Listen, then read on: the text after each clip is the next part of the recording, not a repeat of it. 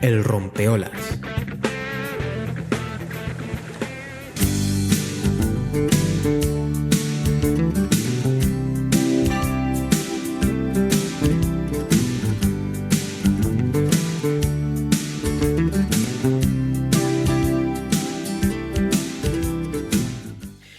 Pues muy bien, después de esta reflexión de Manuel Vicent, vamos a comenzar el programa y vamos con la primera entrevista que antes le estaba comentando yo. Vamos a hablar con Ciro Molina.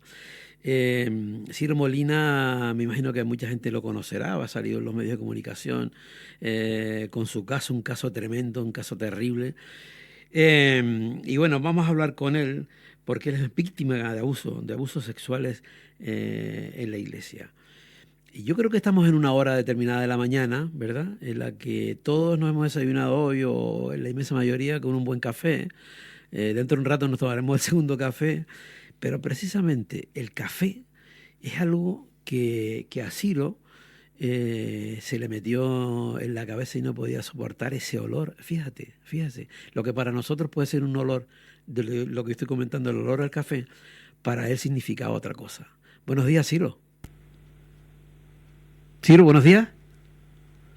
Oh, qué pana. Bueno, lo que estaba comentando, vamos a ver si intentamos conectar de nuevo con Ciro.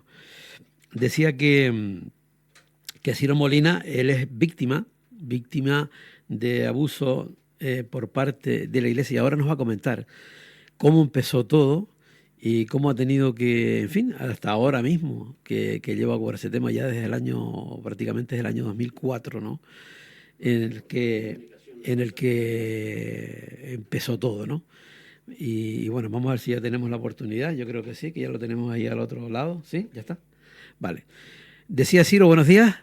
¿Qué tal, Javier? ¿Qué tal? Estás? Buenos días, Ciro, buenos días. No sé si escuchaste o se había cortado cuando yo estaba haciendo la presentación de que estábamos hablando de una hora perfecta para todo el mundo para tomar café, el primer café de la mañana, otro nos lo tomaremos también dentro de un ratito, pero que para ti el olor al café no significaba lo que ha significado para la inmensa mayoría. No.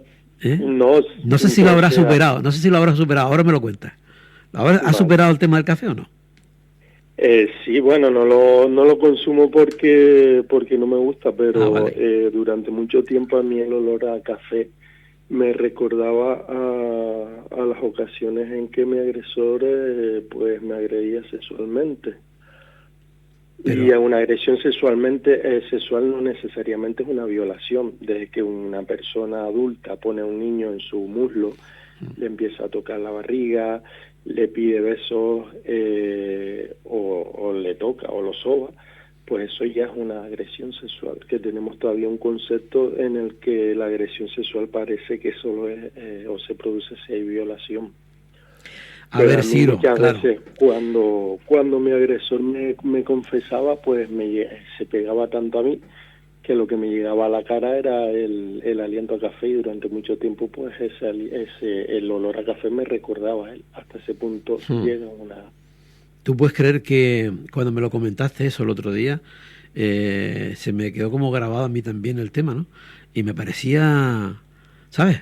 Me parecía tremendo, terrible, porque hay como olores que evidentemente... Hay olores que nosotros los tenemos metidos en nuestra memoria, ¿no?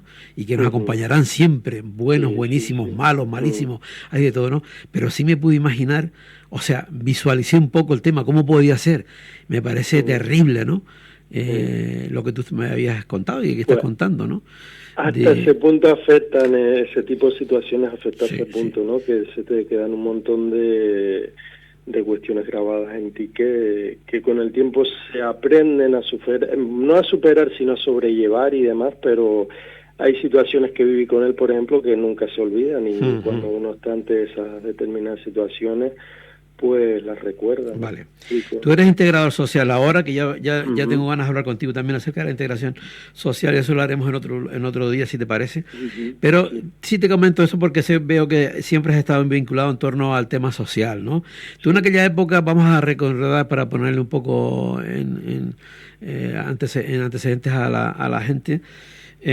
Tú eras, eras sacristán, eras de... Monaguillo en la iglesia de Tejina, ¿no? Sí. Cuéntanos. Sí. Empecé de monaguillo pues temprano porque vengo de una familia muy católica, entonces siempre estuvimos vinculados a la iglesia, entonces lo normal pues es participar en la vida comunitaria, eclesial, y como lo hago es siendo monaguillo. El primer encuentro, o sea, este sacerdote viene en Tejina antes de yo hacer la comunión. Los abusos empiezan en el año 97, los denuncio en el año 2015. Y claro, al principio eran, pues, te sentaba, él nunca nos, o sea, tú fíjate que las cosas que me pasaron a mí me ocurrieron porque nadie puso remedios, es decir, todo esto se podía evitar. ¿Y por qué digo esto? Porque este sacerdote, Carmelo, estuvo de párroco en La Gomera. En La Gomera ya él abusaba de niños. Voy a decir presuntamente por aquello de la presunción de inocencia, pero vamos, son casos demostrados, ¿no? Entonces, él llega a Tejina en los años 90, y entonces durante esos 20 años, de los 70 a los 90, pues él pasa por Garafía, pasa por Granadilla Bona, por Charcolpino, por Arona, por Vilaflor, por San Juan en Tacoronte. Entonces en todas esas parroquias hubo casos. Yo me enteré de alguno que ocurrió en Charcolpina, pero esto todo fue a posteriori. Igual que lo de los casos de La Gomera me entero a posteriori, cuando el diario El País en el año 2022 pues publica mi testimonio. Y a raíz de eso, cuando dos víctimas de La Gomera, que tienen ahora en 50 y pico de años, pues relatan lo que les sucedió a ellos y reconocen incluso las siglas del agresor. Y claro, ¿qué pasa? Que cuando yo me meto, porque claro, era muy católico, yo quería ayudar a la gente, es decir, lo que hago ahora, pues lo quería hacer, pero siendo cura, ¿no? Entonces, dedicarme a los más desfavorecidos, a la gente que más sufre, etcétera, ¿no? Entonces yo en el 2002 me meto en el seminario y es en el 2002 cuando, digamos, las agresiones van a más, ¿no? El cura pues falló también, que no había un espacio, o sea, él nos confesaba en el banco de la iglesia, no había una separación física, no había un confesionario. Entonces él accedía rápido a nuestro muslo, nos poníamos a su lado, él empezaba a preguntarnos que si se nos ponía durita, que si en qué pensábamos cuando nos masturbábamos, y todo ese tipo de cosas. Entonces a la vez que te decía esas cosas empezaba a tocarte el muslo, y claro, lo podía hacer porque tenía acceso a ti, porque te obligaba a sentarse al lado de él, ¿no? Si hubiera habido un confesionario, pues quizás eso no se hubiera dado de esa manera. A lo mejor te hubiera hecho preguntas, pero no te hubiera podido sobar, ¿no? Claro. Entonces, fallaron esas dos cosas, en la prevención fallaron esas dos cosas, y también fallaron que, bueno, yo con 9 años, pues no sabía lo que era un abuso sexual. O sea, uno vive esas situaciones, piensas que solo contigo, no. Yo me acuerdo que mi padre me decía, nunca te dejes tocar por alguien mayor, pero yo en ese momento no sabía relacionar ese consejo con lo que a mí me estaba pasando. Porque claro, un cura es una persona que a priori te debe cuidar, te debe guiar, debe procurar que no te falte nada, que te vaya bien, que seas una buena persona, ¿no? Que crezcas sanamente, que madures, tal, ¿no? Entonces yo no lo esperaba. Yo sí es verdad que cuando me meto en el seminario en el año 2002, esas situaciones van a más, hasta el punto que me obliga a ir a su casa, me siento encima de él, me toca el abdomen. Un día estamos en su casa Tacoronte, que ahí es donde sí me hubiera violado, pero yo ahí en ese momento pues me puse de pie, me fui contra la puerta, tieso como una tabla, y él me dijo, bueno, vámonos, no pasa nada, tal. Pero ahí sí yo vi peligrar por mi integridad en ese momento, y claro, a partir de ese momento todo cambia. ¿Por qué? Porque yo estando en el seminario, yo lo dejo en noviembre del 2003, pues ese mismo verano ya yo dejo de ir a misa a la iglesia, ¿sabes? Yo dejo de ir a su casa. Voy, a lo mejor cuando salgo del seminario voy a la iglesia, pero ya no voy a confesarme a su casa, a la casa parroquial, sino ya me confieso en el bautisterio. En el bautisterio me aprieta fuerte la boca, me obliga a besar su mano, me llega incluso a besar en la boca, que no fueron, sentí una vez su pene en mi muslo izquierdo mientras me tocaba. Entonces esas primeras situaciones con quien uno la vive es con él, ¿no? Entonces ya yo, cuando mi cuerpo empieza a somatizar toda esa incomprensión, ¿no? Pues empiezo a ponerme rebelde en el seminario, lo termino abandonando. En el seminario nunca me preguntan específicamente por él, ¿no? Porque claro, es que este hombre tenía un historial ya tan fuerte que por eso pido la dimisión de Bernardo Álvarez, ¿no? Porque todo el clero lo sabía. De hecho, cuando él está en San Juan de Tacoronte y lo mandan para Tejina, hay gente que se reúne con él, con el obispo, con el anterior, con Felipe Fernández, ya fallecido, para que no lo manden a Tejina, lo mandan para Tejina. Y claro, todo esto pasa porque nadie, absolutamente nadie, puso remedio. Ni la iglesia... Allí todo el mundo lo sabía en el seminario. En el seminario lo sabían porque él fue director espiritual del seminario menor, no sé durante cuánto tiempo, pero a él lo tuvieron que cambiar de ahí. Fue hace muchos años antes de yo entrar en el seminario, pero a él lo quitaron de director espiritual del seminario por eso, por lo mismo. O sea, en el seminario sea lo mismo. Es decir, que callaron el tema, continuó igual, ¿no? Claro, claro. Entonces, vale. Si a mí alguien me hubiera... Y si tú no hubieras dicho esto, hubiera seguido igual, ¿no? Claro, lo bueno es esto, que por eso yo, en Tejina hay gente que lo sigue apoyando, ¿no? Él tiene 80 años ahora, sigue escribiendo homilías por internet, o sea, tiene un blog en internet donde escribe una reflexión diaria sobre cómo debemos ser para ser buenos cristianos, pero él no es consciente del daño que ha hecho, ¿no? Es flipante eso. Entonces, sigue dando sermones, no de manera oficial, pero sí por internet, ¿no?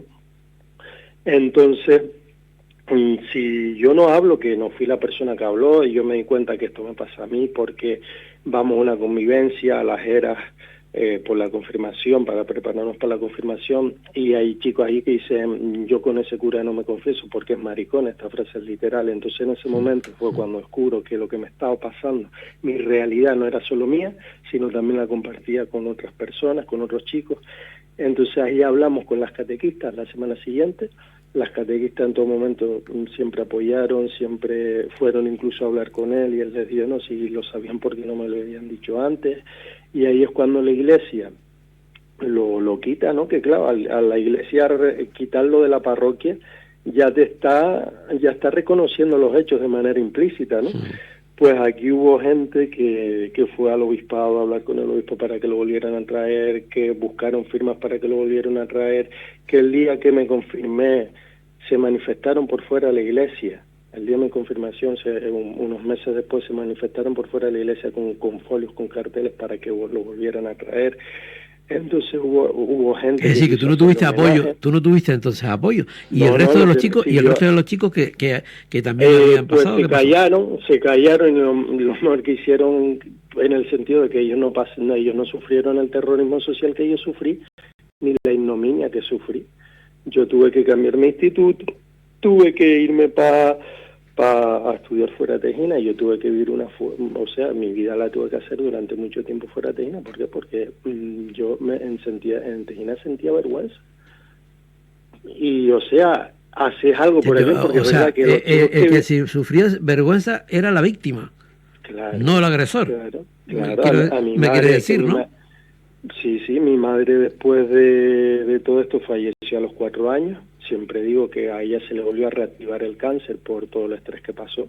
A mi madre no le daban la paz en la iglesia, no nos saludaban, llamaban amenazando a mi casa, diciendo que nos teníamos que retractar, que Tejina tenía una mancha que no le daban la paz en la iglesia, la propia gente, la propia gente de allí. Y después iban a comulgar, ¿sabes? O sea, entonces, para que veas tú hasta dónde... Y después iban a comulgar. Sí. Ay. O sea, párate un segundo. Es decir, vamos a imaginarnos la situación, ¿no? Es decir, que llega el momento, yo creo que para el creyente es una de las... Y para el no creyente yo creo que es un momento muy muy bonito en el que se dan las manos, que otra cosa que sea que sincero, pero bueno, se dan la mano y la paz y tal y cual. Y en ese momento no se lo daban y después iban a comulgar. Sí. Tremendo. Qué hipocresía. Entonces, aquí yo siempre hablo que si grave fue lo que sufrió, lo que sufrimos, porque es que no fui yo solo. Bueno, y ahí está que hay 2 testimonios más de 2 personas, que yo tengo ahora 35, ellas tienen 50 y pico, o sea que 20 años antes pues sufrieron cosas similares. Entonces lo peor fue el terrorismo social que vino después. Es decir, el terrorismo social es todo aquello que va encaminado a que el denunciante se avergüence de lo que ha hecho, ¿no? Significa estigmatizarlo, las amenazas que te he comentado, todo lo que yo te he comentado, ¿no? O sea, tú te imaginas que alguien denuncia a un maltratador y que la sociedad, en vez de ponerse a favor de la víctima, le haga un homenaje al maltratador. Es tremendo. Mira, claro, es que por eso antes te lo estaba resaltando cuando me dijiste que sentías vergüenza, y digo, fíjate tú, el que tiene la vergüenza es la víctima. Claro, tengo delante de mí una denuncia que hace tu familia, o tú, ¿sabes? La primera denuncia allá por el año 2004, en la que los avances firmantes quieren denunciar y poner en vuestro conocimiento al obispo, en aquel momento, de nuestra iglesia diocesana, los actos de pedofilia y abusos sexuales que ha cometido con nuestro hijo, el párroco de Tejina, don Carmelo Hernández González. Y, en fin, luego explica el tema, ¿no? O sea, que y después cuando Bernardo accede al episcopado, cuando se convierte en obispo en 2005, pues Bernardo mantuvo a este cura pero perdona, en ese momento que yo estoy hablando de este 2004, el que estaba de obispo no es... Era vicario. Era vicario. Él era vicario. General, o sea... ¿Y el obispo era? De don Felipe. Don Felipe, vale. Y en el año 2005 accede este hombre al obispado, Bernardo, se quema el obispado también, en el 2006 ahora no recuerdo, y bueno, el cura, una temporada, pues por ahí, no sé, hasta que se calmará la cosa, pero después lo nombran capellán del asilo, y yo pensé que había sido solo del asilo, pero también lo fue de la Madre del Redentor en el Sausal, ¿sabes? O sea, lo quitas de niños con personas vulnerables y lo pones en un sitio donde también hay personas vulnerables, ¿no? Lo suyo hubiera sido que en ese momento la Iglesia, pues, ya que el sacerdote ha incurrido en supuestos de inmoralidad, de falta de ética, o sea, había suficientes indicios para que canónicamente, sin necesidad de ganarse una sentencia judicial, un juicio penal, para que canónicamente se tomaran medidas contra él. Claro. Y se podía haber suspendido ad divinis, es decir, haberlo echado de cura o haberlo incluso excomulgado, o sea, porque hay los tres preceptos que para aplicar esas penas canónicas se daban, ¿no? No lo hicieron, no iniciaron una investigación, y entonces en el 2014... es cuando el obispo se actúa contra él, porque yo presento una segunda denuncia, abre una investigación, se hace un juicio canónico, y cuando viene la expulsión de Roma, el cura decide dejar de ser cura, después de tantos años de cura, ¿no? Entonces, él estaba cercano a la de jubilación, bueno, ya estaba por ahí. Entonces, eso no es justicia, decir que una persona no rinda cuentas o que él siga en su casa, en Tacoronte, disfrutando de su vida, escribiendo homilías y sin haber pagado por el daño que le hizo a muchos niños, ¿eh? Que yo desde aquí hago un llamamiento a los chicos que me imagino que serán ya mayores, ¿no? A chicos de Granadilla, de Arona o de Vilaflor, de Garafía, de La Gomera, todos los chicos que tuvieron problemas con Carmelo, que sufrieron este tipo de situaciones, abusos con Carmelo, que se pongan en contacto con la Oficina de Abusos Sexuales, de Agresiones Sexuales del Defensor del Pueblo, contando su caso. No lo tienen por qué hacer público, pero sí que acudan a las instituciones para contar su caso y que de alguna manera pues puedan formar parte del plan de reparación que se quiere llevar a cabo. O sea, es posible que haya casos, es posible que en todas estas parroquias que antes estabas comentando pudo haber ocurrido también. Sí, yo del Charco del Pino sí tengo constancia, pues, y tengo constancia cuando yo denuncié los hechos, hablé con fueron determinadas personas las que me lo dijeron, que ese parco, entonces yo sí les pediría, si no lo quieren hacer lo entiendo, ¿no? Pero si quieren de alguna manera ser reparadas o de alguna manera que alguien se haga responsable de su dolor y de su sufrimiento, porque claro, eso es un ámbito más en la vida de uno, ¿no? Es una puerta que muchas veces se cierra y no se quiere abrir más, no se quiere saber nada más, pues que se pongan en contacto con el defensor del pueblo y que cuente su caso. Lo pueden hacer de manera discreta, ¿sabes? No hace falta que todo eso es confidencial y no va a salir nada, pero yo sí creo que deben hacerlo porque, claro, este hombre es que no ha dado cuenta de de nada de lo que ha hecho. Y mira, tú te pones, en la vida. Claro, ustedes se ponen en contacto con alguien del Vaticano, ¿no? Sí, soy yo quien me pongo en contacto en el 2005 con Monseñor Alfredo Projo Jordá, que era catalán, era un monseñor que no tenía dignidad del obispo, era como digamos un alto funcionario del Vaticano. Él era delegado para el clero. Entonces yo mantuve una correspondencia con él y bueno, si se lee esa correspondencia pues se ve que él justifica las cosas y lo que dice es que sí, lo tienes que perdonar, superar eso y seguir viviendo. Qué fuerte. Eso es lo que me dice. Qué fuerte, ¿no? Y por eso yo no voy a la vía penal primero, porque... Es que la pregunta que te iba a decir es que me parece que hay como dos vías, una la canónica, pero esa no es suficiente. Sí. Asesoraron... Que tampoco la hay. Malintencionadamente asesoraron a mis padres, los manipularon y demás, el entorno eclesial, pues diciéndoles que al no haber penetración, pues no se iba a ganar un juicio penal, diciéndoles que lo mejor para mí, para mi salud, era que esto se superara cuanto antes, que se dejara de hablar, etcétera, ¿no?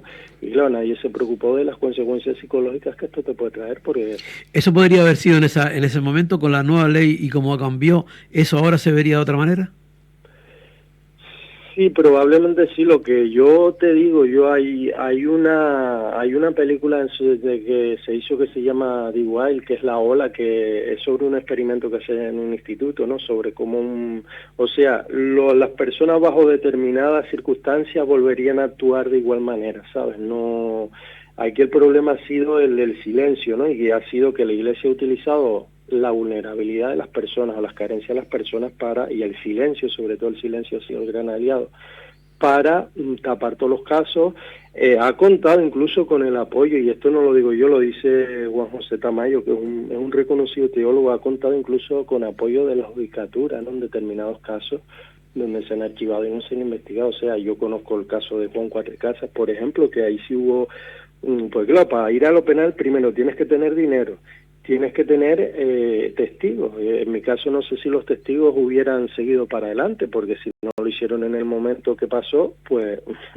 y lo entiendo en el sentido de que... ¿Y cómo se puede vivir? ¿No? Digo, ¿cómo se puede vivir, digo yo, ¿no? Cargando la mochila. Es decir, tú de alguna manera... todo esto te habrá servido también de terapia para hallar fuera, porque si no es imposible, ¿no? Pero el mantener que, estoy hablando por ejemplo del resto, ¿no? Que no lo hicieron, porque el poder, en fin, la Iglesia, en fin, todo lo que tiene posiblemente, ¿no? Vivir callado tampoco, ¿no? Porque se disocia, porque se reprime, porque no sé, pero el cerebro tiene, por eso también incomoda tanto hablar de esto, ¿no? O sea, tú date cuenta que la gente que sigue apoyando a Carmelo en Tejina, ¿no? Si reconocen que es un delincuente, pues eso le puede conmover, bueno, sí, cambiar o cuestionar su sistema de creencias, ¿no? El poder la Iglesia representa el poder moral, ¿no? El poder religioso, el sistema de creencias, y hay gente que, bueno, pues aparte de moral, para yo sentirme tranquilo, etcétera, la cubre la Iglesia y no lo cuestione, simplemente cumplo con lo que manda y ya está, ¿no? Entonces son temas muy, muy complejos, muy delicados y por ejemplo, aquí el tema es que nunca se estigmatizó a los agresores, nunca se persiguió a los agresores, a los encubridores y a los cómplices, ¿no? Todo lo contrario. Los cómplices presumen de apoyar a Carmelo, ¿no? Entonces, es un tema heavy, todo esto se está haciendo, yo con ello sí, me sana, me libera, porque hablar de esto es poner encima de la cosa algo que durante mucho tiempo se ha querido silenciar. Imagínate cómo me siento yo cuando Bernardo Álvarez dice que las víctimas, o sea, que hay abusos sexuales porque las víctimas hay niños de 13, 14 años que si te descuidas te provocan, o sea, que eso que esconde detrás hay que verlo al revés, no es que los niños provoquen, es que uno siente el deseo, ¿no? Hay que interpretarlo al revés, uno proyecta en los menores lo que siente, ¿no? Entonces, tremendo. Esas cosas impunemente, o sea, ese tío hablaba y eso, y nadie hace nada y se sacan fotos con él. Entonces llega un momento, cuando yo veía a mi agresor en Tejina, en vez de él dejar de venir a Tejina, pues él seguía viniendo a Tejina y sigue viniendo. Como si nada. Claro, y efectivamente puede hacerlo en el sentido de que no hay una condena penal, pero el caso que te comentaba antes, Juan Cuatrecasas, por ejemplo, que fue con un profesor del Opus Dei, a ese agresor, lo condenaron en primera instancia a 20 años. El Opus Dei tiene mucho poder en la judicatura, y eso no, y los movimientos Comunión y Liberación, el camino neocatecumenal, o sea, la Iglesia tiene poder dentro de la judicatura. El Supremo le revisó la sentencia y se la rebajó a 2 años nada más, y ese hombre no entró en la cárcel, y encima ese hombre tiene también un blog en el que sigue agrediendo a través de la crítica a su agredido. Eso tremendo, no se puede permitir. O sea, mira, Ciro,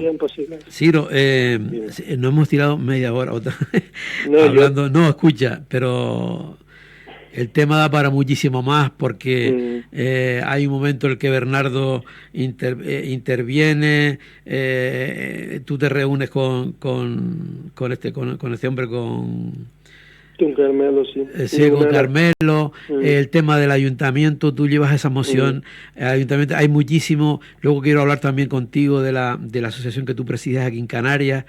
Da para más. Tú tienes un espacio el próximo sábado y seguimos hablando. Vale, muchísimas gracias y un abrazo para todos, vale, gracias por ser voz de nosotros. Gracias, Ciro. El sábado continuamos con una segunda parte de tu historia que es espeluznante, por emplear una palabra, ¿vale? Venga, un abrazo, Javier. Chao, un abrazo, chao. Adiós, chao. Bueno, pues nada, seguimos hablando el próximo sábado con Ciro. Da para mucho, el silencio cómplice de la Iglesia, en fin. De todo eso nos lo va a comentar. Y luego también el movimiento que se vuelve, que se entorna, que envuelve todo esto, ¿no? Los poderes, en fin, todo eso lo seguiremos hablando el próximo sábado. Bueno, vamos con el primer tema musical.